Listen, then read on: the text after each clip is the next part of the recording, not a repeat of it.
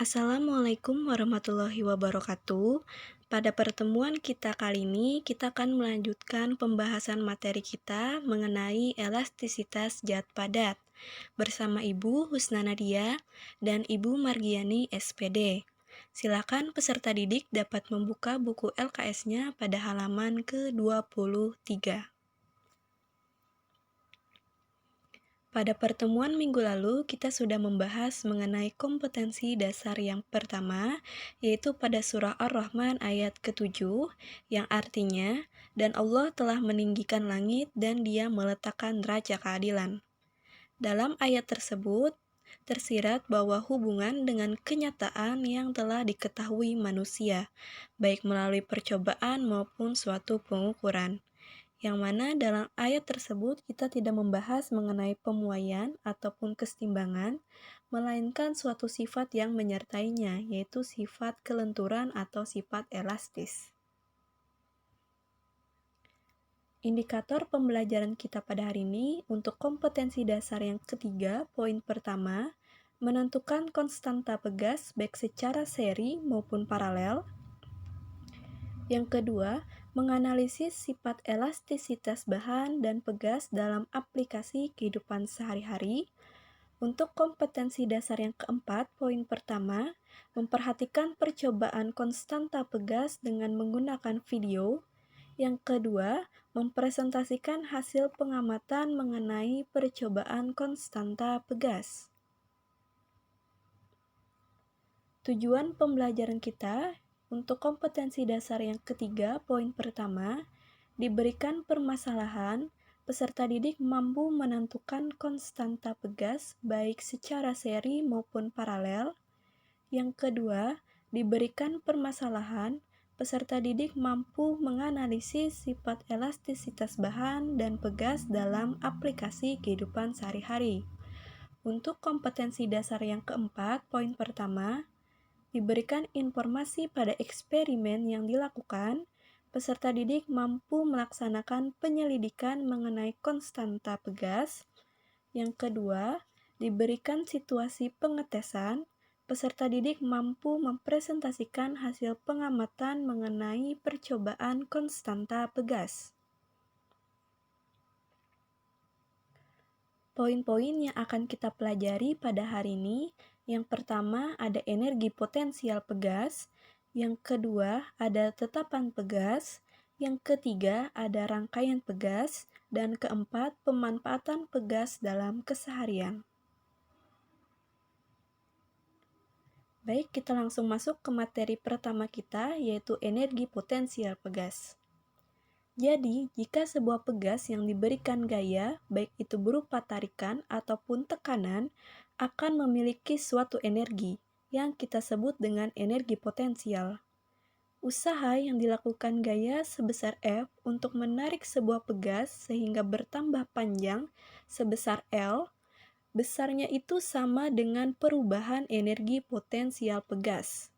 Sehingga dapat disimpulkan bahwa energi potensial pegas adalah usaha yang dilakukan pegas pada saat pegas mengalami pertambahan panjang.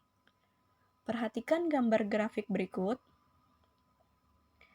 Ini adalah grafik hubungan antara F dan L atau pertambahan panjang. Menurut hukum Hooke, untuk meregangkan sebuah pegas sepanjang delta L, diperlukan gaya sebesar F. Jadi, ketika regangan pegas terjadi, maka dia akan memiliki energi potensial. Perhatikan daerah yang terarsir.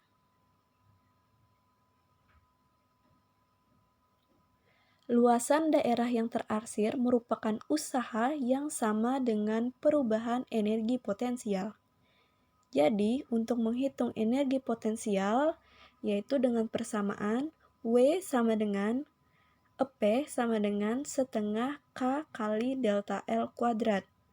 W adalah usaha, EP adalah energi potensial dengan satuan Joule, K adalah konstanta pegas dengan satuan Newton per meter, dan delta L adalah perubahan panjang dengan satuan meter. Yang kedua ada tetapan pegas.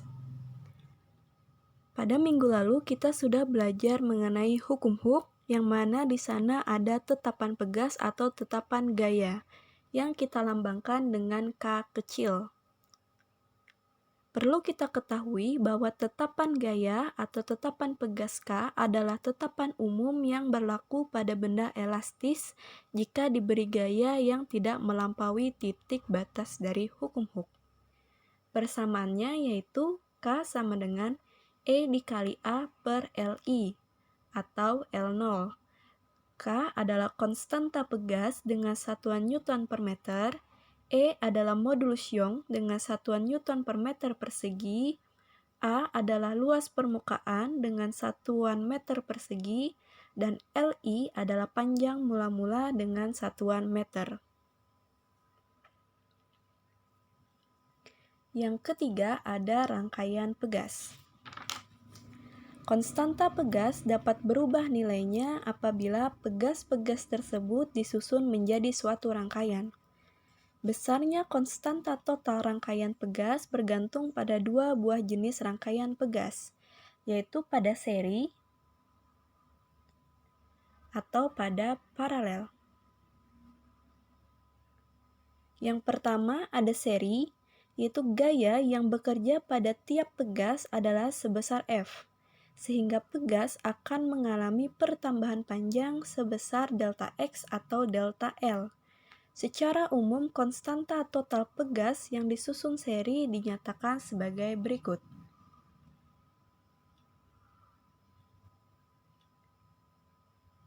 Dari persamaan tersebut terlihat bahwa kebalikan tetapan pegas pengganti seri sama dengan total dari kebalikan tiap-tiap tetapan pegas, atau 1 per Ks atau konstanta seri sama dengan 1 per K1 ditambah 1 per K2 hingga seterusnya.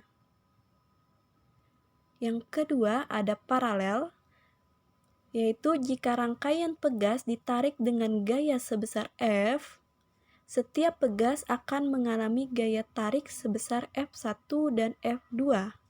Pertambahan panjangnya pun yaitu sebesar delta X1 atau delta L1 dan delta X2 atau delta L2.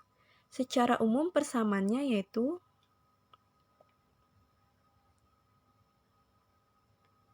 dari persamaan tersebut terlihat bahwa tetapan pegas pengganti paralel sama dengan total dari tiap-tiap tetapan pegas, atau Kp sama dengan K1 ditambah K2 hingga seterusnya.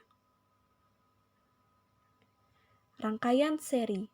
Prinsip susunan seri beberapa pegas yaitu 1. Gaya tarik yang dialami pegas sama besar dan gaya tarik ini sama dengan gaya tarik yang dialami pegas pengganti, atau F1 sama dengan F2 sama dengan F. Yang kedua, pertambahan panjang pegas. Pertambahan panjang pegas pengganti seri delta X atau delta L sama dengan total pertambahan panjang tiap-tiap pegas, yaitu delta X sama dengan delta X1 ditambah delta X2. Untuk paralel, prinsip susunan paralel beberapa pegas yaitu 1. Gaya tarik pada pegas pengganti F sama dengan total gaya tarik pada tiap pegas, atau F sama dengan F1 ditambah F2. Yang kedua, pertambahan panjang tiap pegas sama besar dan pertambahan panjang ini sama dengan pertambahan panjang pegas pengganti, atau delta X sama dengan delta X1 sama dengan delta X2. Yang keempat, pemanfaatan pegas dalam keseharian. Pemanfaatan pegas dalam keseharian itu ada dua contohnya. Yang pertama, sistem suspensi kendaraan bermotor untuk mengerem kejutan. Jadi, jika kendaraan bermotor melalui jalan berlubang atau jalan bergelombang, kendaraan akan mengalami kejutan. Jika bagian kendaraan tersebut tidak memiliki alat untuk meredam kejutan, kejutan sangat tidak menyenangkan bagi pengendara atau sangat kurang nyaman. Pengendara akan menjadi cepat lelah dan merasa tidak nyaman mengendarai kendaraan bermotor, khususnya untuk perjalanan jarak jauh.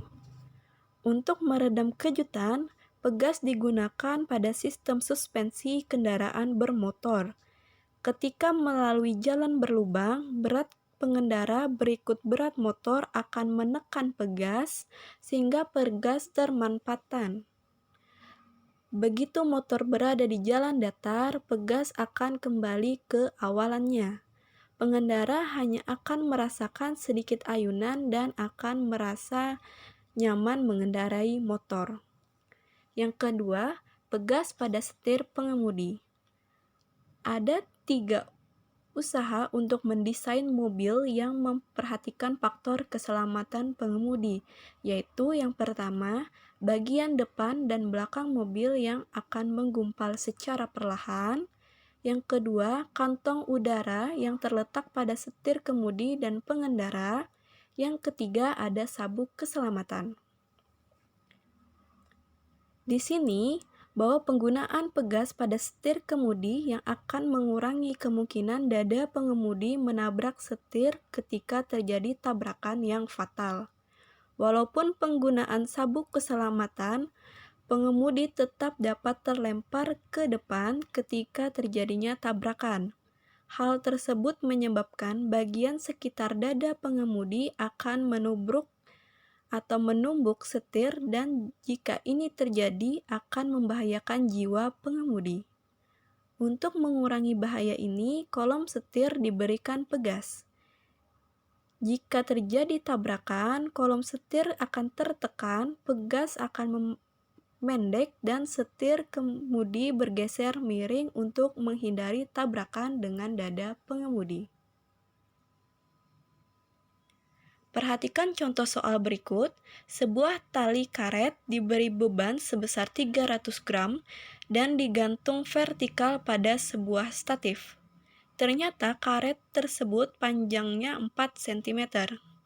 Jika percepatan gravitasinya adalah 10 meter per sekon kuadrat, maka energi potensial karet tersebut adalah diketahui massa bebannya yaitu 300 gram atau 0,3 kg, pertambahan panjangnya ada 4 cm atau 0,04 meter, dan G adalah 10 meter per sekon kuadrat. Ditanya, energi potensial karet. Jawab atau penyelesaiannya, EP sama dengan setengah dikali F dikali delta L. EP sama dengan setengah dikali M dikali G dikali delta L. Sama dengan setengah dikali 0,3 dikali 10 dikali 0,04 sama dengan 6 kali 10 pangkat minus 2 Joule. Jadi, besar energi potensial kawat tersebut adalah 6 dikali 10 pangkat minus 2 Joule. Contoh soal yang kedua, 4 buah pegas dirangkai seperti gambar berikut.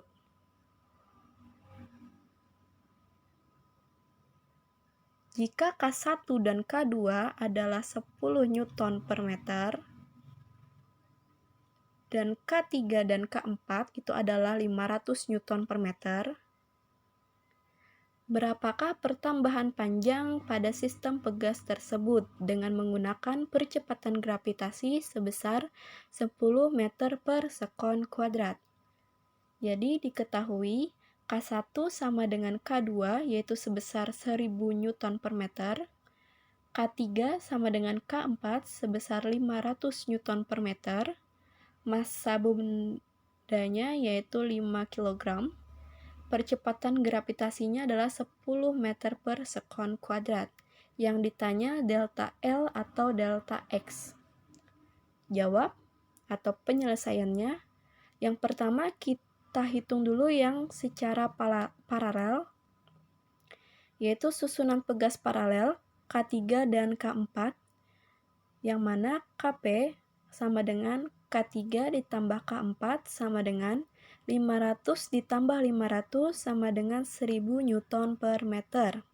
Lalu kita selesaikan menggunakan secara seri, yaitu 1 per KS ditambah 1 per KP ditambah 1 per K1 ditambah 1 per K2 sama dengan 1 per 1000 ditambah 1 per 1000 ditambah 1 per 1000. KS sama dengan 1000 per 3 Newton per meter. Sehingga untuk delta X atau delta L yaitu F per KS yang mana sama dengan M dikali G per KS sama dengan 5 dikali 10 per 1000 per 3 atau 50 dikali 3 per 1000. Hasilnya adalah 0,15 meter. Jadi, pertambahan panjang sistem pegas tersebut sebesar 0,15 meter. Tata cara pengerjaan LKPD ini sama seperti minggu lalu tentang hukum Hooke, yaitu siswa membentuk sendiri kelompok yang terdiri dari 3-5 orang siswa. Kelompoknya disamakan saja pada percobaan hukum Hooke kemarin. Setiap anggota kelompok mendownload LKPD konstanta pegas yang dibagikan dan menonton video mengenai konstanta pegas yang dibagikan. Ketiga, setiap kelompok membuat video berdurasi maksimal 4 menit yang berisikan proses perhitungan data, pembuatan analisis pembahasan, kesimpulan, dan presentasi. Keempat, pada proses perhitungan menggunakan satuan internasional atau SI. Kelima, tahap presentasi cukup disampaikan berupa poin-poin penting dan hasil perhitungan secara jelas. Keenam, tugas video dikumpulkan pada pertemuan selanjutnya melalui perwakilan kelompok. Ketujuh, video dibebaskan ke setiap kelompok untuk berkreasi. Perhatikan tabel hasil percobaan konstanta pegas berikut. Jadi nanti ini simpangannya sebesar 5 cm, diubah ke bentuk meter. Getarannya ada 10 kali. Terus massa bebannya masih dalam satuan gram, silahkan diubah ke bentuk kilogram. Ada 50, 60, 70, 80, dan 90.